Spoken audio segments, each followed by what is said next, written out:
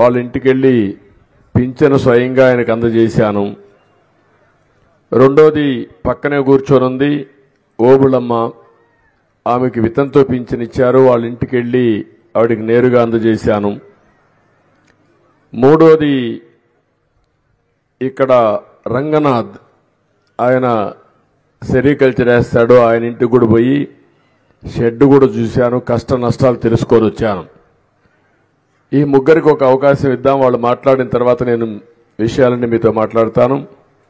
మొట్టమొదటిసారిగా ఓబుల మన ఇక్కడుండే రామన్న, పిఎం రామన్న ఇట్రా, మైక్ తీసుకొని నీ విషయాలన్నీ చెప్పు. పైకి రా, ఇక్కడ నిలబడుకో, మాట్లాడు, అటు తిరిగి మాట్లాడు, దగ్గర పెట్టుకో.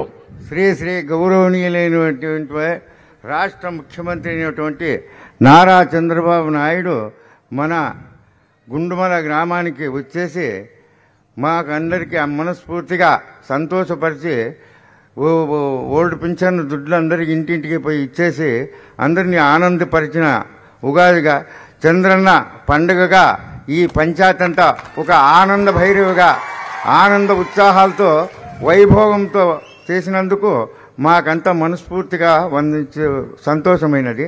ఇట్లిచ్చిన వారికి మీకు సంతోషం. ఇప్పుడు వారిని చూస్తే మీకు రామన్నకి ఇద్దరు మగపిల్లలు, ఒక కూతురు.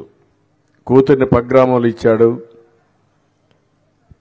పెద్ద కొడుకు అయితే ఎంఏ చేశాడు, రెండో కొడుకు చదువుకోలేదు. పెద్ద కొడుకు అబ్బాయి కూడా, వాళ్ళ భార్య కూడా బీఈడీ చేసింది, డిఈడీ చేసింది, ఇక్కడ ప్రైవేట్ స్కూల్లో టీచర్గా పనిచేస్తూ ఉంది. ఈయన భార్య, ఆ పిల్లలందరూ ఉన్నారు, ఒక్కొక్కరికి ఇద్దరు పిల్లలు, వాళ్ళు బాగానే చదువుకుంటున్నారు. ఈ 4,000 రూపాయల వల్ల నీకు లాభం ఏంటి? దగ్గర పెట్టుకో. లాభం సార్, దీని నుండి మేము మాకు నా ఖర్చుల కోసం నేను చేసుకుంటూ నా సంసారం నేర్చుకుంటూ నా బతుకుతాను. నువ్వు ఇచ్చిన భిక్షాన్ని ఉంటే మేము బాగా సంతోషంగా ఉన్నాం సార్. నీకు తెలుసా ఎప్పుడు వచ్చింది పింఛన్? తెలుసా ప్రారంభమైంది సార్? ఫస్ట్ వచ్చింది 200 రూపాయలతో నుండి నాకు పింఛన్ వస్తాను సార్. 200 రూపాయలు ఇచ్చినోడు నీవే, ఒక అందమైనటువంటి ఒక ఇల్లు ఇచ్చినోడు నీవే, 1000 రూపాయలు ఇచ్చినోడు నీవే,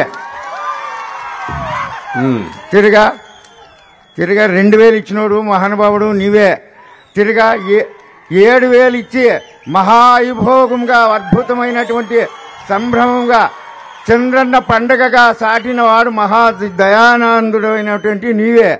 ఇప్పుడు మాకు మనస్ఫూర్తిగా 4,000 రూపాయలు ఇచ్చిన దయాసాగరుడు నీవే స్వామి. Thank you. చాలా నేను మాట్లాడతాను రమణ, కూర్చో, నేను మాట్లాడతాను, కూర్చోమా. తర్వాత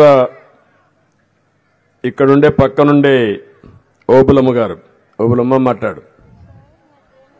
నువ్వు లేచి నిలబడుకు, ఏం చెప్పాలా? ఇంట్లో చెప్పావు కదా, అవే చెప్పు. ఇంట్లో చెప్పినావు కదా సార్కి, బాగా చెప్పావు, బాగా మాట్లాడావు. నీ పిల్లలు ఏంటమ్మా? నీ పిల్లలు ఏంటి? ఎంతమంది పిల్లలు? 4 సార్. ఏం చేస్తారమ్మా? దీనికి బెంగళూరు పోయినారు సార్.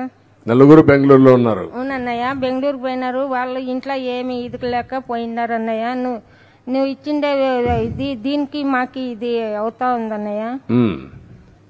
నువ్వు ఫస్ట్ 200 రూపాయలు ఇస్తావన్నయ్య. 200లో ఫస్ట్ ఆనంకి 300 ఇస్తవి, ఆనంకి 1000 రూపాయలు ఇస్తవి, 2,000 ఇస్తావన్నయ్య.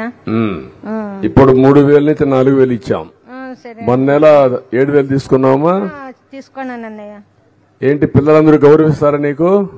ఎందుకంటే డబ్బులు వస్తున్నాయి కాబట్టి కాదు. మీ పిల్లలు బాగానే చూసుకుంటారు కదా, వాళ్ళ పైన నువ్వు ఆధారపడడం లేదు, నీ డబ్బులతోనే నువ్వు ఆధారపడుతున్నావు. పిల్లల్ని బాగా చూసుకుంటావా? మనవాళ్ళని మనవరాళ్ళని చూసుకుంటున్నావా? ఈ తల్లి ఓబులమ్మ బెంగళూరులో పిల్లలు జరిగిపోతుంది. పిల్లల్లో ఉండేవాడ మనవరాళ్లతో ఆడుకుంటూ వాళ్ళందరినీ కూడా స్కూల్కి పంపించడం, ఆ పనులని చేస్తుంది. అవసరమైనప్పుడు ఇక్కడికి వస్తుంది, మిగిలినప్పుడు కొడుకుల దగ్గరికి పోయి పిల్లలతో కలిసి పనిచేస్తూ ఉంటుంది. ఇల్లు ఇప్పుడే చెప్పింది. ఆ ఇల్లు బాగుంటే పిల్లలు కూడా అప్పుడప్పుడు వస్తారని నేను కలెక్టర్కి ఆదేశాలు ఇచ్చాను. ఆ ఇల్లంతా బాగు చేసే బాధ్యత, ఇల్లు కట్టించే బాధ్యత మనం తీసుకుంటున్నాం. మంచి ఇల్లు కట్టిస్తాను కూడా హామీ ఇచ్చాను.